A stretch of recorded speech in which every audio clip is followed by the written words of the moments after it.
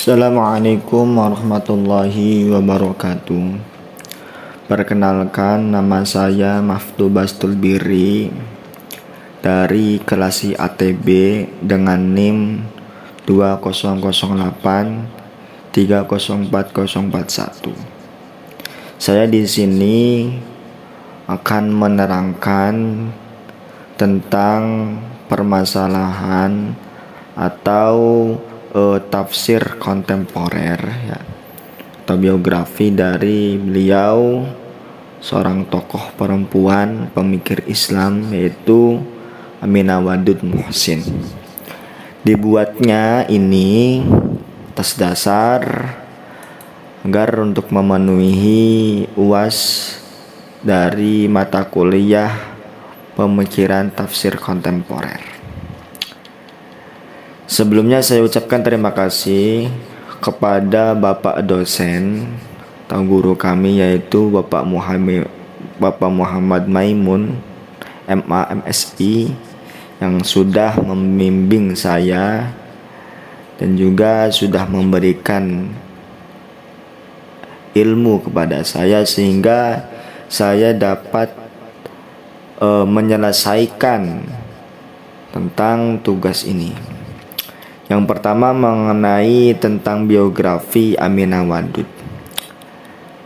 Nama lahirnya beliau waktu kecil itu bernama dengan Maria Tesley, yang lahir pada tahun 25 September 1952, yaitu tempatnya di Maryland, sekitar Amerika Serikat. Dan beliau juga merupakan seorang anak perempuan dari bapak yang merupakan pendeta yang taat dan juga ibu yang muslim, ya, dari para budak Arab. Nah, karena beliau itu lebih dekat dengan seorang ibu, sehingga kira-kira pada kisaran umur 20 tahun, atau pada tahun 1970 beliau masuk Islam atau diaku menjadi seorang muslimah di Masjid Washington, yang letaknya di ibu kota Amerika Serikat. Nah, salah satu cirinya beliau masuk Islam itu dengan diganti namanya menjadi Aminah Wadud Muhsin. Lalu di sini saya menjelaskan tentang pendidikan dan karya dari Aminah Wadud. Nah, pendidikan Aminah Wadud pada masa-masa perkuliahan, ya, diantaranya S1 atau sarjana itu di pendidikan Universitas Pennsylvania pada tahun 1975, dan S2 atau master di Universitas Michigan 1982, dan S3 atau doktor di Universitas Michigan juga pada tahun 1988. Nah, beliau juga memiliki karya yang mana hampir seluruh karyanya itu tentang membahas tentang gender, tentang kedudukan dengan seorang perempuan atau kaum feminisme. Yang pertama adalah Quran and Woman, Quran dan seorang perempuan. Yang kedua ada Inside the Jihad, Gender Jihad atau Woman Reform is Islam. Dan ketiga ada berbagai macam artikel yang mana terkait tentang feminis atau kesetaraan gender. Nah, pemikiran Aminah Wadud. Pemikiran Aminah Wadud itu mengasumsikan dasar kerangka pemikirannya bahwa Al-Quran merupakan sumber tertinggi yang secara adil mendudukan laki-laki dan perempuan setara. Nah, jadi pemikiran yang ada pada Aminah Wadud itu antara laki-laki dan perempuan itu sama derajatnya gitu, setara. Nah, menurut pandangan Aminah Wadud juga ada beberapa hal yang harus digarisbawahi mengenai tentang penafsiran Al-Quran. Di antaranya tidak adanya penafsiran yang benar-benar objektif gitu. Kedua, tidak adanya pemahaman yang tunggal terhadap ayat-ayat Al-Quran. Nah, terus tentang kategori penafsiran Al-Quran. Nah, penafsiran Al-Quran menurut Aminah Wadud itu terdapat 3 kategori. Nah, diantaranya yang pertama adalah kategori tradisional. Nah, cara menafsirkan Al-Quran.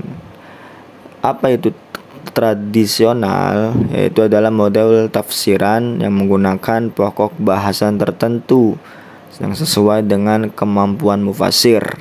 Nah, jika mufasirnya itu mempunyai kemampuan dalam hal bidang ilmu nahwu, maka yang ditafsirkan itu melalui konteks atau konteks Arab.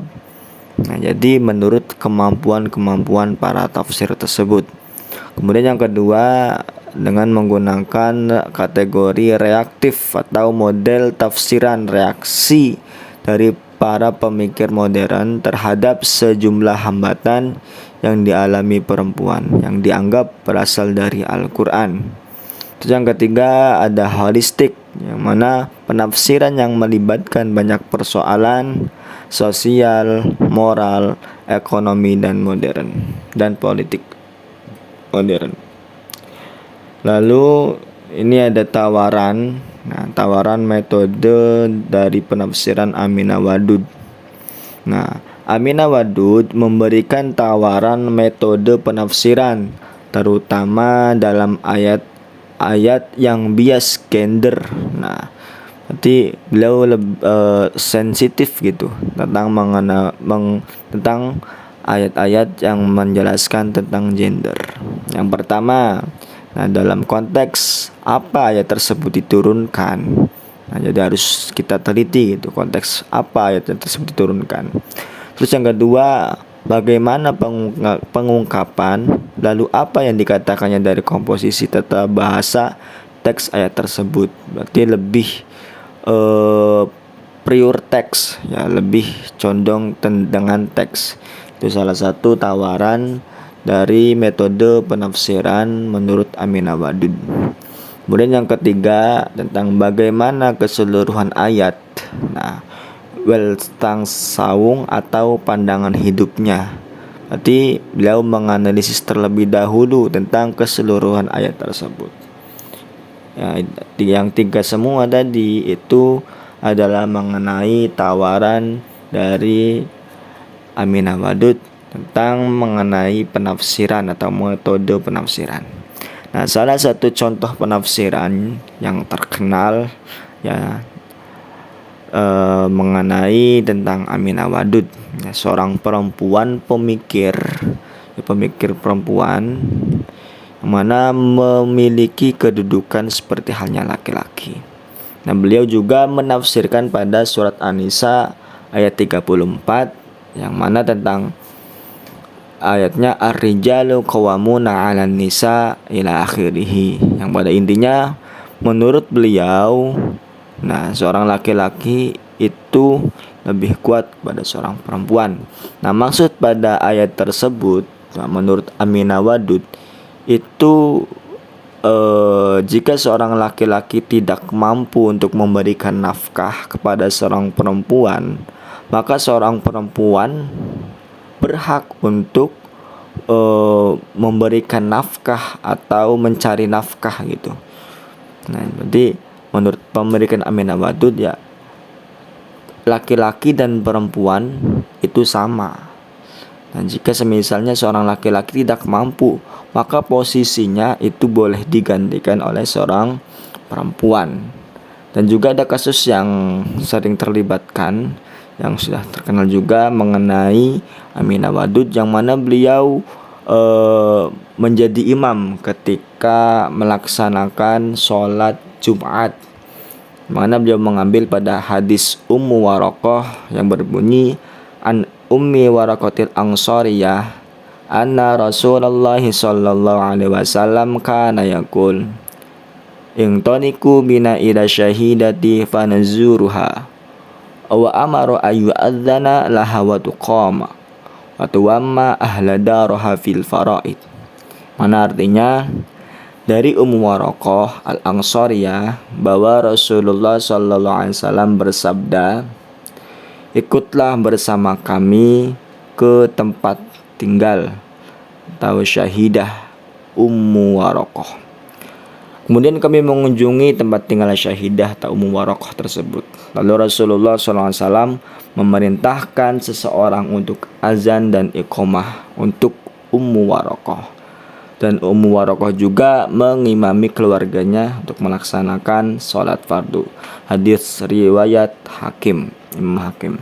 Jadi salah satu pedoman dari Aminah Wadud mengenai menjadi imam sholat ketika melaksanakan sholat Jumat itu mengambil dari hadis Ummu Warokoh, yang mana beliau pada saat itu ya Nabi memerintahkan kepada Ummu Warokoh untuk melakukan azan dan iqamah dan juga mengimami keluarganya untuk melaksanakan sholat fardu. Itu salah satu dasar pemikiran tentang Ummu Warokoh. Nah, pada tentang ini semua, menurut saya sendiri ya, tentang perbedaan dari pemikiran para tafsir itu memiliki kekurangan dan kelebihan itu sendiri, sehingga kita harus bisa mampu menampungnya gitu. Nah, menurut saya ini hanya sebagai pengetahuan ya, pengetahuan bagi saya tentang adanya perbedaan gitu. Karena ada yang ulama mengatakan bahwasanya tidak sah hukumnya ketika imam sholat ketika seorang perempuan menjadi imam sholat yang mana makmumnya berupa seorang laki-laki. Itu kan ada perbedaan pendapat ya. Jadi kita hanya bisa mengambil hikmahnya gitu, tentang seorang perempuan juga mampu untuk mengerjakan semua itu. Yang sudah jelas itu mengenai nafkah gitu. Jika seorang laki-laki tidak mampu untuk memberikan nafkah, maka boleh digantikan posisinya dari seorang perempuan mencari nafkahnya. Itu semua menurut pemikiran Aminah Wadud, yang mana beliau selalu mengedepankan perempuan, karena pada saat itu derajat perempuan ya di Amerika Serikat sendiri itu tidak adanya derajat gitu, sehingga sering dilecehkan. Makanya beliau Aminah Wadud memotivasikan kepada para perempuan untuk jangan selalu mau tepatnya di bawah gitu, harus tinggi. Jadi harus bisa memposisikan dirinya, jangan selalu hanya di bawah atau mengikuti seorang laki-laki. Berarti seorang perempuan juga mampu untuk melaksanakan itu semua. Mungkin dari saya cukup sekian. Apabila ada salah keterangan ataupun ucapan ya yang sehingga tidak mengenakan untuk didengar, saya mohon maafnya sebesar-besarnya, karena posisi saya pada saat ini masih dalam kondisi belajar atau mencari ilmu. Jadi wajar jika semisalnya saya adanya kesalahan. Ya mungkin cukup sekian dari saya. Wassalamualaikum warahmatullahi wabarakatuh.